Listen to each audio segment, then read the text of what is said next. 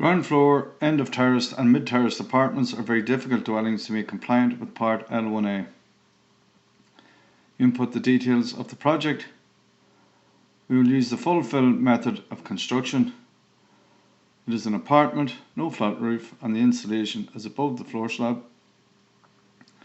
Usually apartments have intermediate concrete floor slabs.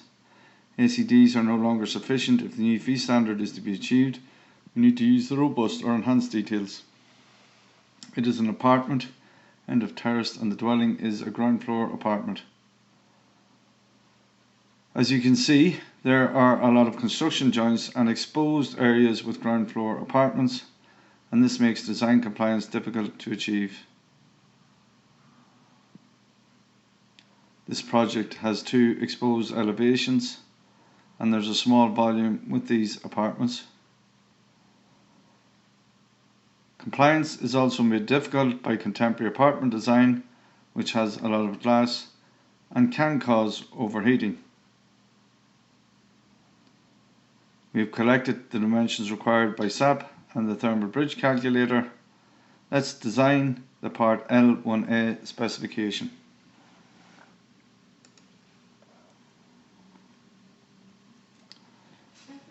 Before we start into the design process, let us look at the thermal bridge.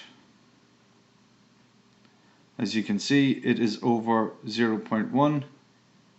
Even though we have used enhanced details, this is because of the length of the construction joints and exposed areas with ground floor apartments.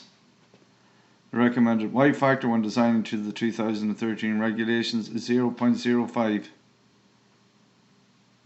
Let's go back to the first part of the specification to be designed the floor.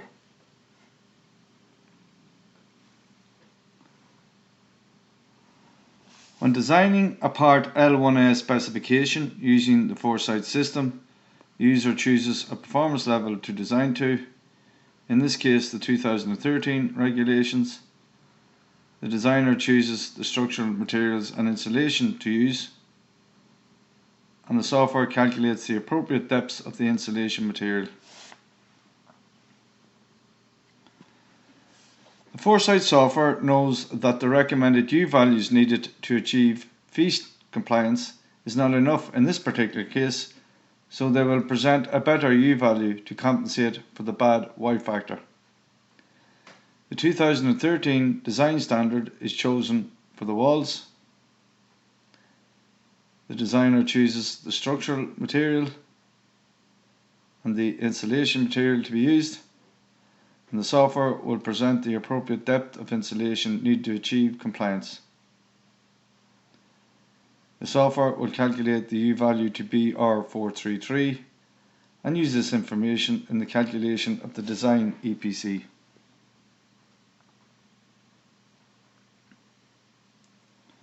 Flat ceilings are not designed because this is a ground floor apartment. Same with sloping ceilings and the flat roof. The area is not to be designed or locked, and the designer simply clicks on save and is automatically moved to the next section to be designed. The windows. The designer chooses the 2013 standard.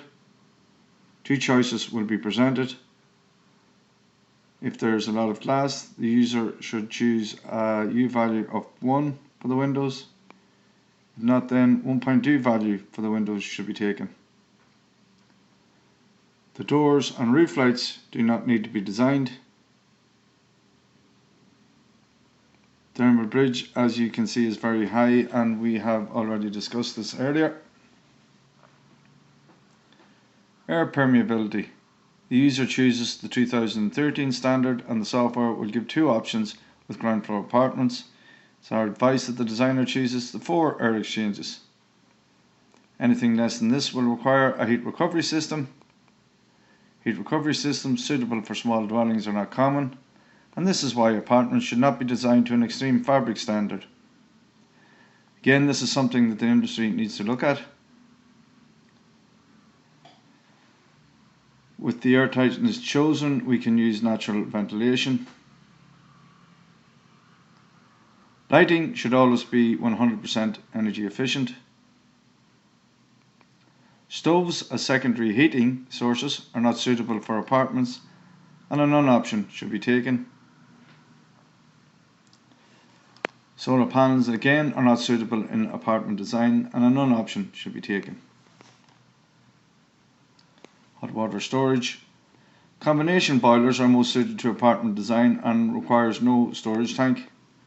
We are looking at the option of introducing a community heating system as an option, which we hope to introduce shortly.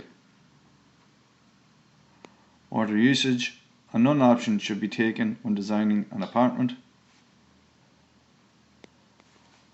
All our boilers have an efficiency of at least 90%.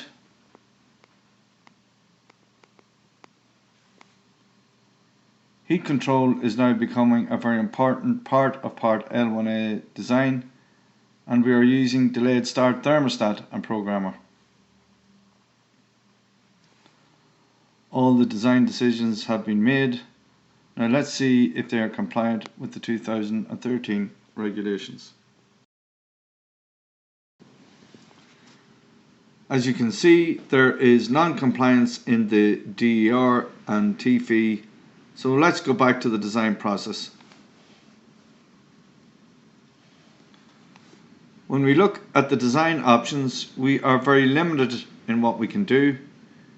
We cannot improve any element of the fixed building specification because secondary heating systems, stoves and solar and heat recovery systems are not suitable for apartment design. So we'll have to look at the fabric for design compliance. The most cost-effective way is to increase the performance of the wall. We'll increase the depth of the insulated boards to 85 mm. And because there's a lot of glass, we'll increase the performance of the windows to 0.08 U value.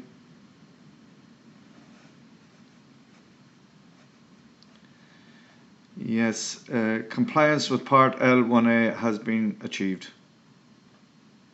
From our experience, the fee standard is as high a performance that can be achieved with apartments and with the technology that is in common use at the moment. We do not offer an option for extreme fabric design because the low air exchanges needed for passive standard cannot be achieved in smaller dwellings because of heat recovery systems not being suitable. As you said before, ground floor apartments along with top floor apartments are now the most challenging dwellings to make compliant with Part L1A.